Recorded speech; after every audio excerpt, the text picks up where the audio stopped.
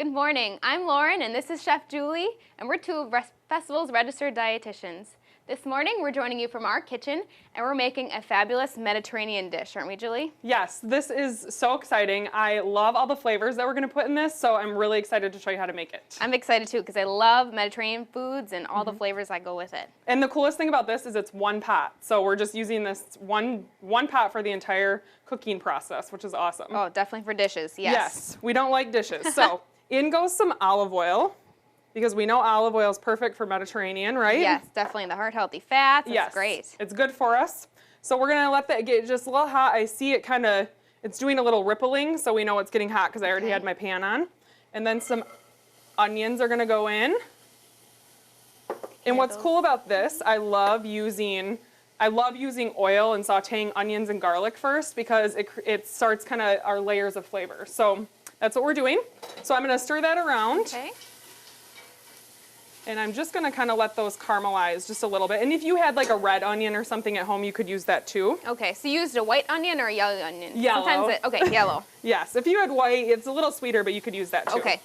So I'm just going to go ahead and let that kind of get fragrant. Like I can smell the garlic going. And you could easily use, I know that we've talked about like those garlic paste before or...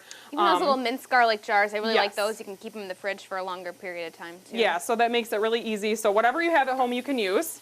And then we can just let this go until they're kind of softening just a little bit.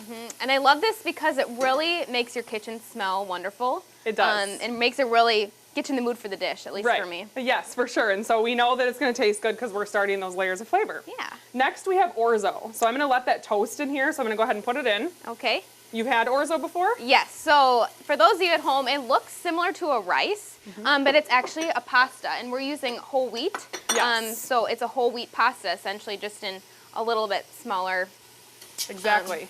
noodles. So you're exactly right. It looks like rice. A lot of people think it's rice, but it is indeed pasta. So when you see that, don't get confused. It cooks just like pasta, so you don't have to do anything special to it. So that's really cool. And it is found in the pasta aisle at Festival. Yes. So what we have going is we can see that the oil's kind of coated the orzo, and that's what you want because that means that it's kind of toasting it. So I'm just going to make sure it's all covered.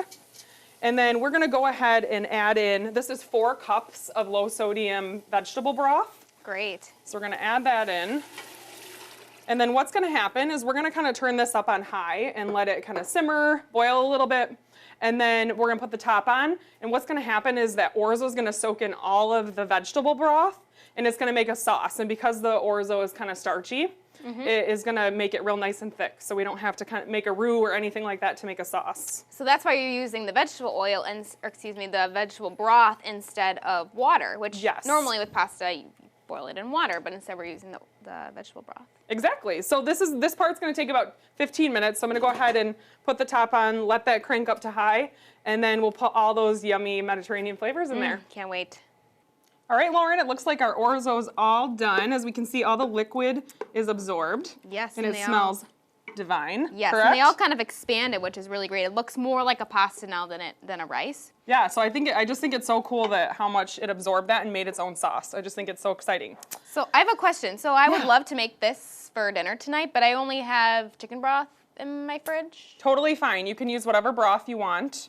I just stuck with the vegetable for this since it's kind of a vegetarian dish. Oh, okay. But that makes sense. Whatever you have works. For convenience purposes, I'll make it with chicken broth tonight. Yes, so let's go ahead and add all these wonderful flavors in here. Can't wait. We're going to start with the sun-dried tomato pesto. And you could easily use just sun-dried tomatoes, just chop them up and add it in there. But this kind of adds to our sauce, and it has a little bit of olive oil in there, so it's delicious. Definitely very Mediterranean. Yes, it gives it kind of a richness, which is cool. Then we have marinated artichokes. So these were already marinated in olive oil. See the olive oil theme? Yes. And lots of seasoning. So that's why I choose these. You could use just the plain canned artichokes if you want, but these just add more flavor. Okay. So those were just chopped up a little bit. And where are those at the store? I've never actually seen those before. Yeah, those are with the canned vegetables. Oh, okay. So they're really easy to find. Sure. Then we have Kalamata olives. My absolute favorite. Yes, me too. I'm a huge olive fan, so I'm really excited about this. So those go in. Those are just chopped a little bit. And you can find those at our cheese island at Festival, which also has some specialty olives, as well as in one of the grocery aisles too, where the other olives are. Yes. And then some feta cheese. So I'm going to put about half of this in. And this, you can buy it crumbled, or you can get the block and then crumble it yourself, whatever works. Yeah, I love the crumbled like this on our cheese island. Yes. So I put half of that in, and then we're going to save the other half to put on top. And then some pine nuts, and these have been toasted. I always like to toast any nut that I use because then it kind of brings out the flavor, so then it's a little more nutty. So you just do that on a skillet then? No olive oil or anything like that? Just dry? A dry skillet, yep. Okay. You're exactly right. And you want to watch it really carefully because they'll burn. So it's just a minute or so? Yeah, not even that. Probably 30 okay. seconds. Oh, okay. And then we have parsley. So I'm just going to add a little bit in. This doesn't add a whole lot of flavor, but it's kind of there for color and freshness. Yeah, it's beautiful. And you could use either the Italian flat leaf or this is the curly. Okay. You just want to chop it up real nicely. So that goes in, and so it looks really beautiful. And then I'm going to go ahead and add a little bit more olive oil just to make sure we have a nice sauce going. Okay. And after that, I'm going to dish it up, and then I'll put a little bit of nut and the feta cheese on top. And what about salt and pepper? You have those out like always. I almost forgot. Thank you. So we do need a little bit of salt and pepper. So the orzo is pretty plain. We did add kind of a lot of salty things to it, so we're not going to add a ton, but we would just kind of want to bring the flavors all together with the salt. Yes, that's what you've taught me. Salt brings the flavors together. Yes. Get used to that. It shouldn't taste salty. It should just bring out all the natural flavors. So I'm going to give us each a nice big bowl here. Great. And I bet you all at home are really wishing you were here because this smells so good.